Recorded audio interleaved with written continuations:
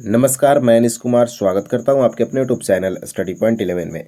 देखिए दोस्तों, हम लोग देख रहे हैं एसएससी जीडी परीक्षा 2024 को लेकर 2023 में जो आयोजित एग्जाम हुआ था एसएससी जीडी का, कुल 76 शिफ्ट में आपका प्रश्न पत्र तैयार किया गया था एसएससी जीडी का, जिसमें आज देखने वाले हैं दोस्तों वीडियो नंबर 5, जिसमें देखेंगे 11/1/2023 के पहले शिफ्ट में जो प्रश्न पूछे गए उन सारे 20 प्रश्न को हम लोग इस वीडियो में डिस्कस करने वाले हैं।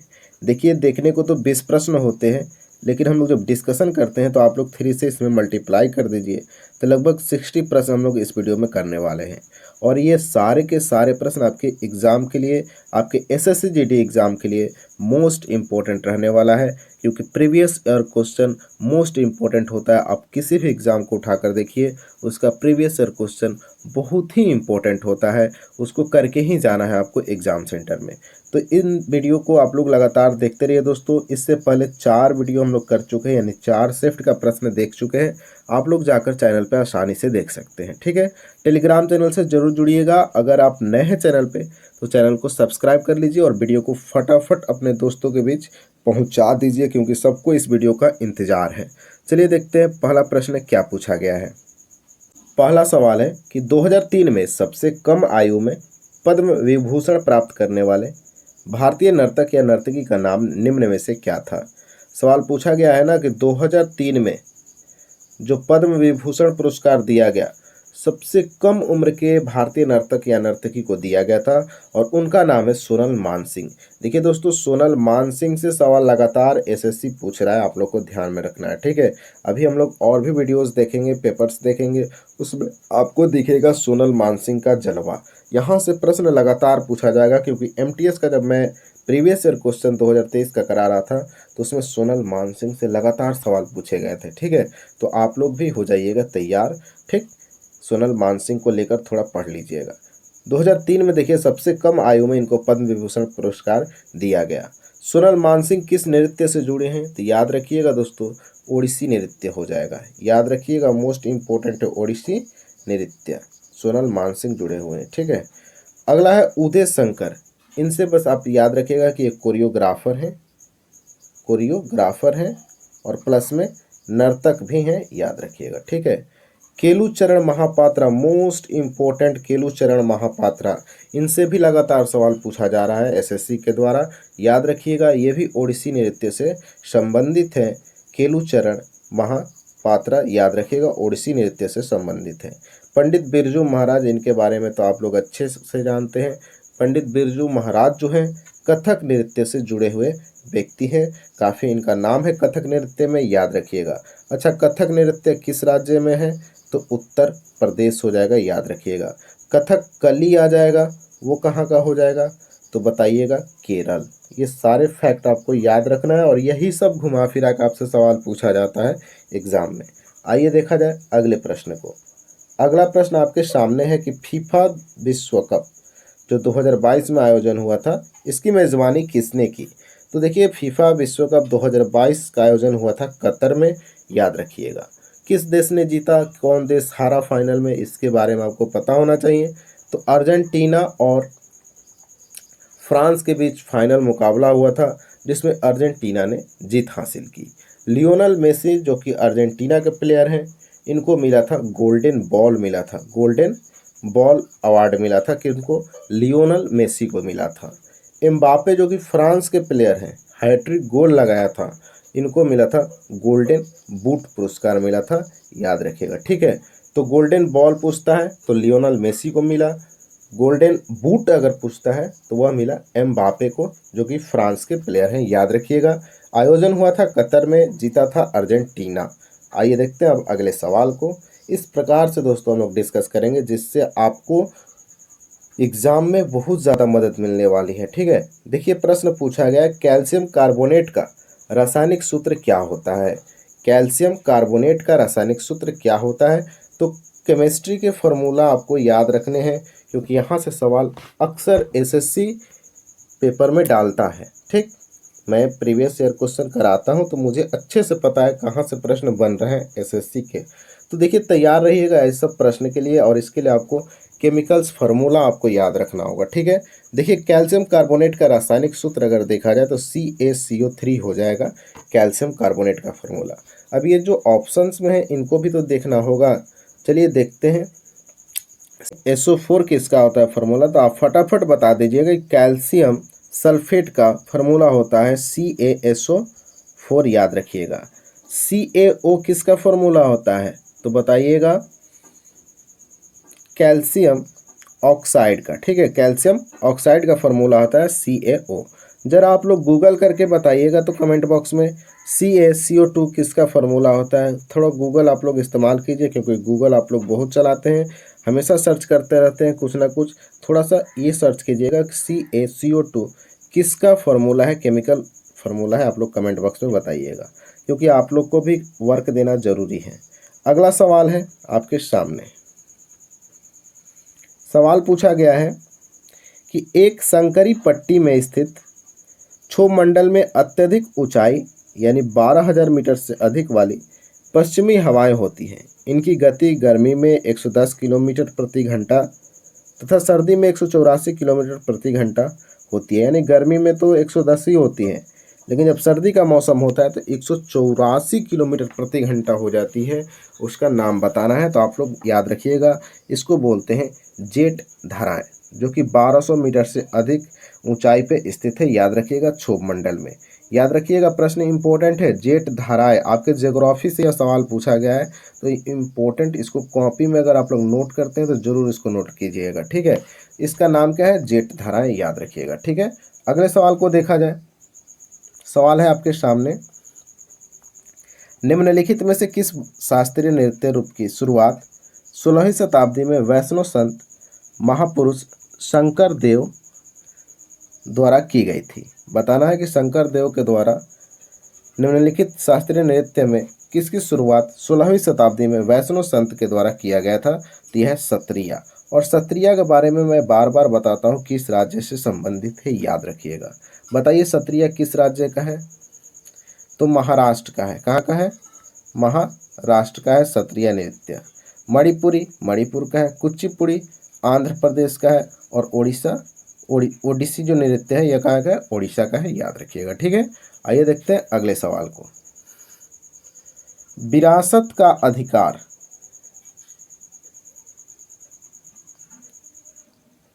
किस ओर ले जाता है, विरासत का जो अधिकार है हमें किस ओर ले जाता है, याद रखिएगा, भूमि का विभाजन की तरफ लेके जाता है। विरासत का अधिकार आपको भूमि का विभाजन की तरफ लेके जाता है, याद रखिएगा, ठीक है। तो ऐसे प्रश्न आपसे पूछे जाएंगे पेपर में, तो आप लोग तैयार रहिएगा। प्रीवियस ईयर क्वेश्चन देखने का मतलब होता है कि आपको टॉपिक्स पता चल जा रहा है, किस टॉपिक से प्रश्न पूछे जा रहे हैं और किस लैंग्वेज में प्रश्न पूछे जा रहे हैं, ये भी आपको हेल्प मिल जाता है। अगला सवाल है कि 2011 जनगणना के अनुसार किस केंद्र शासित प्रदेश का लिंगानुपात सबसे अधिक है। केंद्र शासित प्रदेश पूछा है, तो हमारा सही उत्तर हो जाएगा पुडुचेरी, याद रखिएगा। यहाँ दोस्तों 1000 पुरुष पर 1037 महिलाएं हैं, याद रखिएगा। तो केंद्र शासित प्रदेश में सर्वाधिक लिंगानुपात सबसे अधिक कहाँ है, तो पुडुचेरी में, याद रखिएगा, ठीक है। अगर पूरे भारत का बात किया जाए तो 1000 पुरुष पर कितनी महिलाएं हैं, 943 महिलाएं अभी हैं 1000 पुरुष पे। ये डाटा भी आपको याद रखना है, ठीक है। ये पूरे भारत का डेटा है। आइए देखते हैं अगले सवाल को। गांधी इरविन समझौते पर किस वर्ष हस्ताक्षर किए गए थे। देखिए गांधी जी और इरविन के बीच जो समझौता हुआ था वो हुआ था 1931 में। सिंपल सा सवाल है, आपको याद होगा।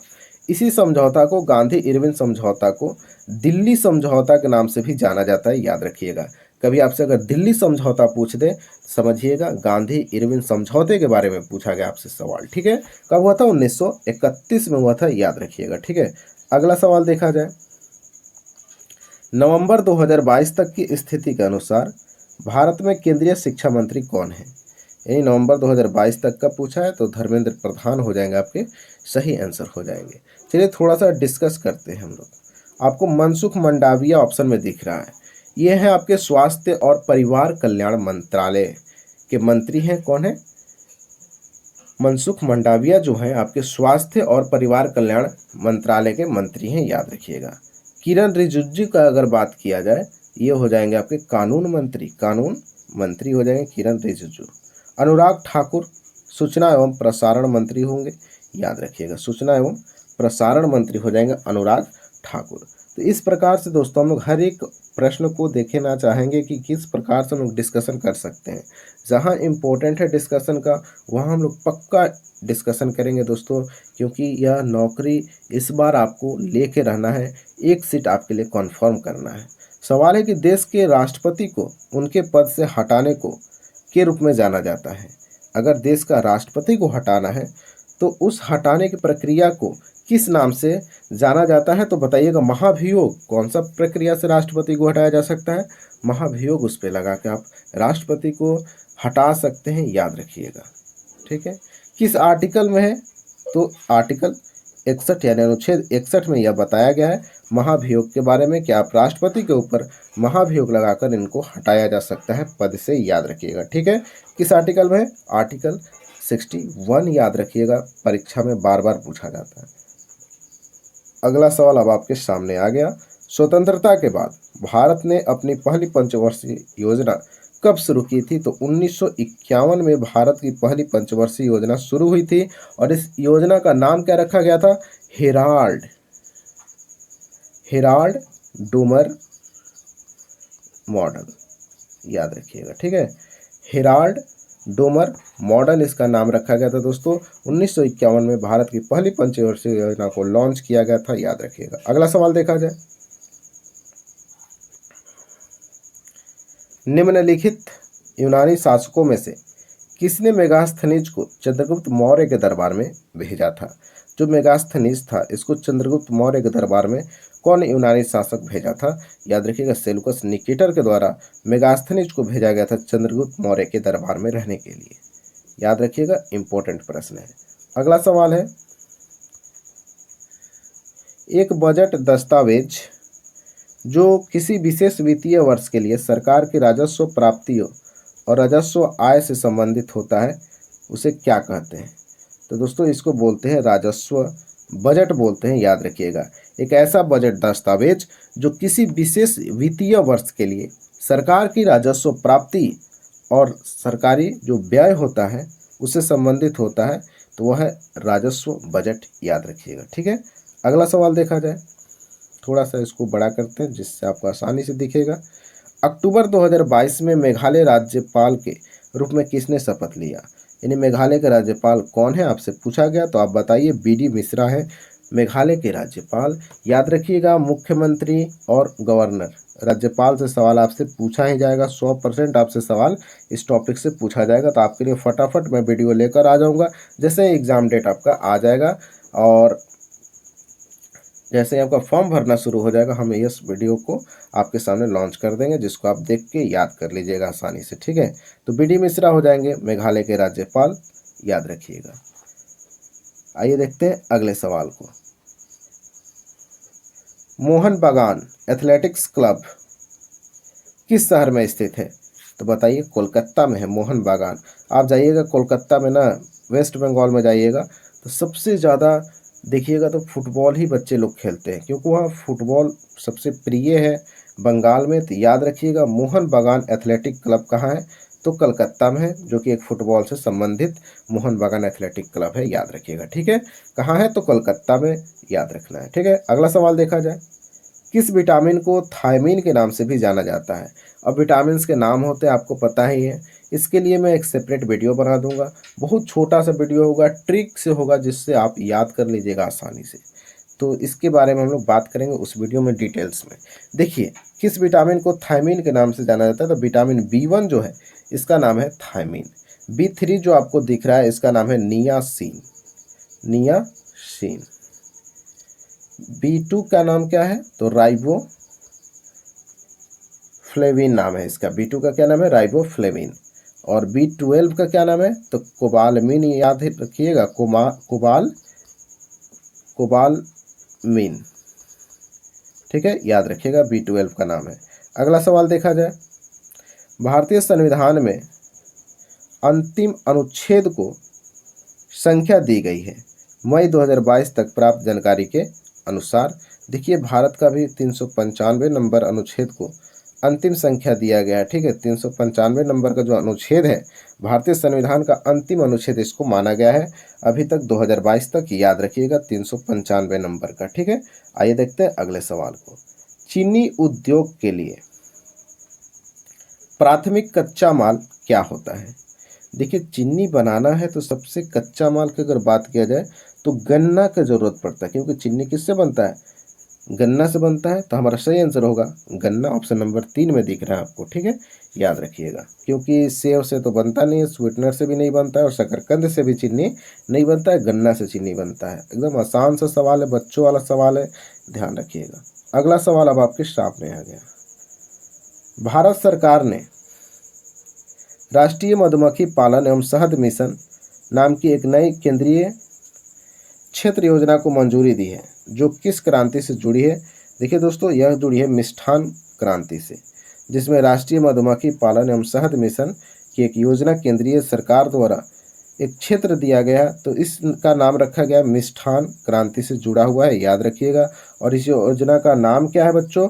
तो राष्ट्रीय मधुमक्खी पालन एवं शहद मिशन इस योजना का नाम है। अगला सवाल देखा जाए, और ये रहा आज का हमारा अंतिम सवाल। आप लोग ध्यान से करिए इस सवाल को। सवाल पूछा गया है दोस्तों कि भारत में गुजराती नववर्ष के रूप में मनाया जाता है, यानी गुजरात में नववर्ष के रूप में कौन सा त्यौहार मनाया जाता है, ये आपसे सवाल पूछा गया है। इस प्रकार के सवाल लगातार 4 शिफ्ट में प्रश्न पूछे गए हैं नववर्ष से, और हर एक प्रश्न को मैं डिटेल्स में बताया हूँ, तो इस प्रश्न का उत्तर भी आपको पता होना चाहिए। वेस्तु वरस हो जाएगा दोस्तों, गुजराती नववर्ष के रूप में इस त्यौहार को मनाया जाता है, वेस्तु वरस। अब ये लोसार क्या होता है? याद रखिएगा, ये मनाया जाता है अरुणाचल प्रदेश में, ठीक है।